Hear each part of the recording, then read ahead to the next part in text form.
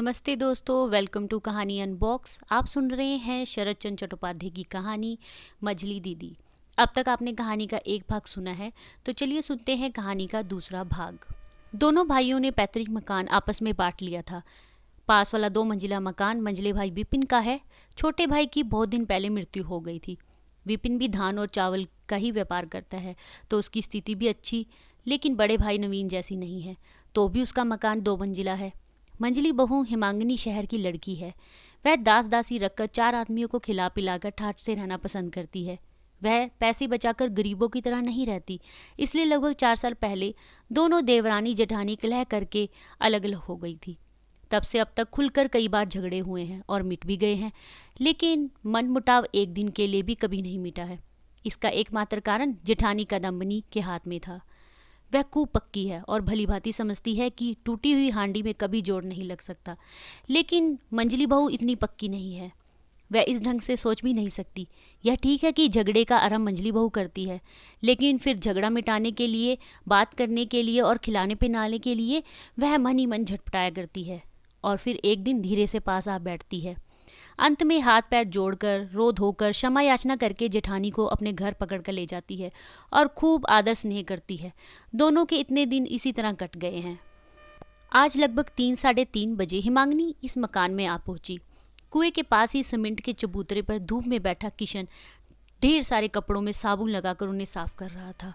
कदम्बनी दूर खड़ी थोड़े साबुन से शरीर की अधिक ताकत लगाकर कपड़े धोने का कौशल सिखा रही थी। मंझली देवरानी को देखते ही बोल उठी, मैया री मैया, यह लड़का कैसा गंदे और मैले कुचूले कपड़े पहनकर आया है। बात ठीक थी। किशन जैसी लाल किनारी की धोती पहनकर और दुपट्टा ओढ़कर कोई अपनी रिश्तेदारी में नहीं जाता। उन दोनों कपड़ों को साफ करने की जरूरत अवश्य थी, लेकिन धोबी के अभाव के कारण सबसे अधिक आवश्यकता थी पुत्र पांचू गोपाल के 2 जोड़ी और उसके पिता के 2 जोड़ी कपड़ों को साफ करने की, और किशन वही कर रहा था। हिमांगनी देखती ही समझ गई थी कि कपड़े किसके हैं, लेकिन इस बात का कोई चर्चा न करके उसने पूछा, जीजी यह लड़का कौन है? लेकिन इससे पहले ही वह अपने घर में बैठी आड़ से सारी बातें सुन चुकी थी। जेठानी को टाल मटोल करते देख उसने फिर कहा, लड़का तो बहुत सुंदर है, इसका चेहरा तो बिल्कुल तुम्हारे जैसा है जीजी, क्या तुम्हारे मैके का ही है कोई? कदम्बनी ने बड़े विरक्त भाव से चेहरे पर गंभीरता लाकर कहा, मेरा सौतेला भाई है। अरे ओ किशना, अपनी मंझली बहन को प्रणाम तो कर। राम राम, कितना असभ्य है। बड़ों को प्रणाम करना होता है, क्या यह भी तेरी अभागनी माँ सिखाकर नहीं मरी? किशन हड़बड़ा उठ खड़ा हुआ और कदम्बनी के पैरों के पास आकर प्रणाम करना ही चाहता था कि वह बिगड़ कर बोली, अरे मर, क्या पागल और बहरा है? किसे प्रणाम करने को कहा है और किसे प्रणाम करने लगा? असल में जब से किशन यहाँ आया है तभी से निरंतर होती तिरस्कार और अपमान की चोटों से उसका दिमाग ठिकाने नहीं रह गया है।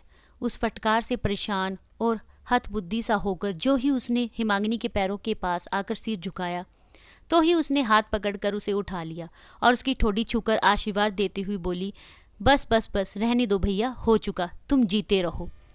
किशन मूर्ख की तरह उसके चेहरे की ओर देखता रहा, मानो यह बात उसके दिमाग में बैठी ही ना हो कि इस देश में कोई इस तरह भी बातें कह सकता है। उसका वह कुंठित, भयभीत और असहाय मुख देखते ही हिमांगनी का कलेजा हिल गया। अंदर से रुलाई सी फूट पड़ी। वह अपने आप को संभाल नहीं सकी। जल्दी उस अभागे बालक को खींचकर सीने से चिपका लिया और उसका थकान, उसे पसीने से डूबा चेहरा अपने आंचल से पोंछते हुए जेठानी से बोली, हाय हाय जीजी, भला इससे कपड़े धुलवाए जाते हैं?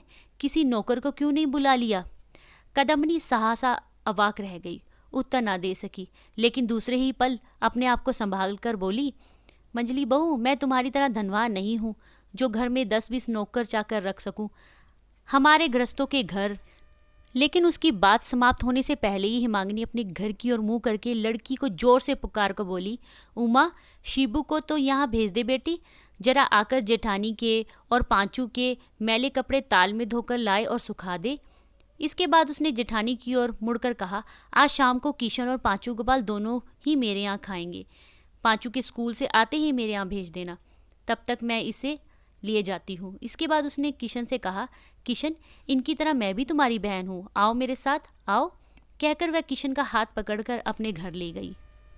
कादम्बनी ने कोई बाधा नहीं डाली, उल्टे उसने हिमांगिनी का दिया हुआ इतना बड़ा ताना भी चुपचाप हजम कर लिया, क्योंकि जिसने ताना दिया था उससे इस जून का खर्च भी बचा लिया था। कादम्बनी के लिए संसार में पैसे से बढ़कर और कुछ नहीं था, इसलिए गाय दूध देते समय अगर लात मारती है तो वह उसे भी सहन कर लेती है। संध्या के समय कादम्बनी ने पूछा, क्यों रे किशन, वहाँ क्या खा आया? किशन ने बहुत लज्जित भाव से सिर झुकाकर कहा, पूड़ी। काहे के साथ खाई थी? किशन ने फिर उसी प्रकार कहा, रोहू मछली की मूंड की तरकारी, संदेश, रसगुल्ले। अरे मैं पूछती हूँ कि मंजली बहू ने मछली की मूंड किसकी थाली में परोसी थी? सासा यह प्रश्न सुनकर किशन का चेहरा लाल पीला पड़ गया। प्रहार के लिए उठे हुए हथियार को देखकर रस्सी से बंधे हुए जानवर की तरह जो हालत होती है, किशन की भी वही हालत होने लगी।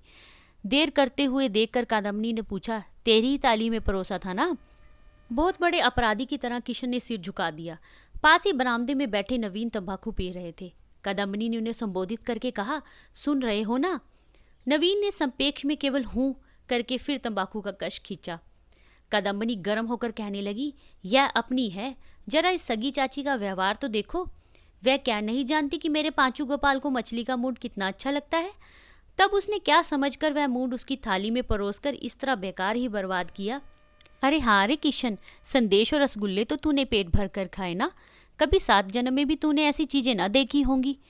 इसके बाद फिर पति की ओर देखकर कहा, जिसके लिए मुट्ठी भर भात भी गनीमत हो, उसे पूड़ी और संदेश खिलाकर क्या होगा? लेकिन मैं तुमसे कह देती हूँ कि मंजली बहू अगर किशन को बिगाड़ ना दे तो तुम मुझे कुतिया कहकर पुकारना। नवीन बिल्कुल चुप रहे, क्योंकि उन्हें ऐसी दुर्घटना पर विश्वास नहीं हुआ कि कादम्बनी के रहते हुए मंजली बहू किशन को बिगाड़ सकेगी। लेकिन उनकी पत्नी को स्वयं अपने आप पर ही विश्वास नहीं था, बल्कि उसे इस बात का सोला आने डर था कि मैं सीधी सादी और भली मानुष हूँ, मुझे जो भी चाहे ठग सकता है। इसलिए उसने तभी से अपने छोटे भाई की मानसिक उत्थान और पतन के प्रति अपनी पैनी नज़र बिछा दी। दूसरे ही दिन 2 नौकरों में से एक नौकर की छुट्टी कर दी गई। किशन नवीन की धान और चावल वाली आड़त में काम करने लगा। वहाँ वह चावल आदि तोलता बेचता, 4-5 कोस का चक्कर लगाकर गांव से नमूने लेकर आता, और जब दोपहर को नवीन भोजन करने आते तब दुकान देखता। 2 दिन बाद की बात है, नवीन भोजन करने के बाद नींद समाप्त करके लौटकर दुकान पर गए और किशन खाना खाने घर आया। उस समय 3 बजे थे। वह तालाब में नहाकर लौटा तो उसने देखा बहन सो रही है। उस समय उसे इतनी जोर की भूख लग रही थी कि आवश्यक होता तो शायद वह बाघ के मुंह से भी खाना निकाल आता, लेकिन बहन के जगाने का वह साहस नहीं कर पाया। वह रसोईघर के बाहर वाले बरामदे में एक कोने में चुपचाप बैठा बहन के जागने की प्रतीक्षा कर रहा था कि अचानक उसने पुकार सुनी, किशन।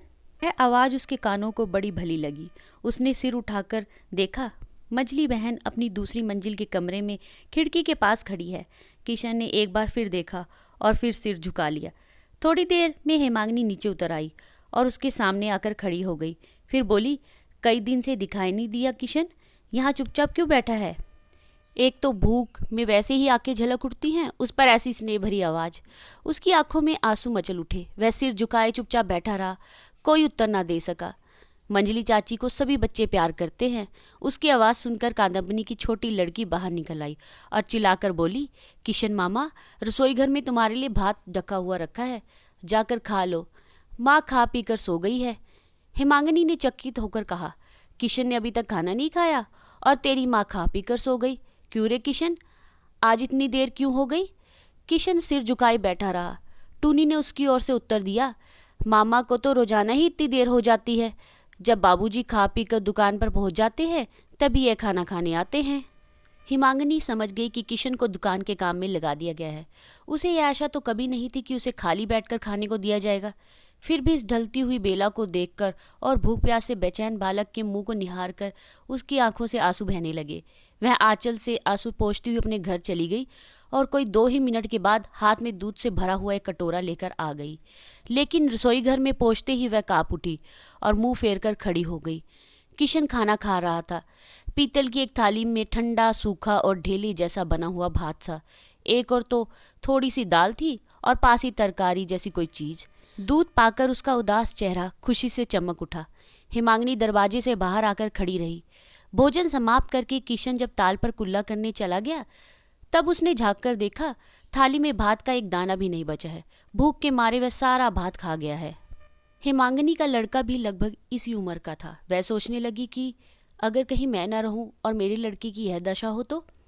इस कल्पना मात्र से रुलाई की एक लहर उसके अंतर से उठी और गले तक आकर फेनिल हो उठी। उस रुलाई को दबाए हुए वे अपने घर चली गई। कहानी के इस भाग का अंत मैं यही करती हूँ। आशा है कि कहानी आपको अच्छी लगी होगी। कहानी के अगले भाग के साथ जल्द मिलते हैं। कहानी सुनने के लिए धन्यवाद।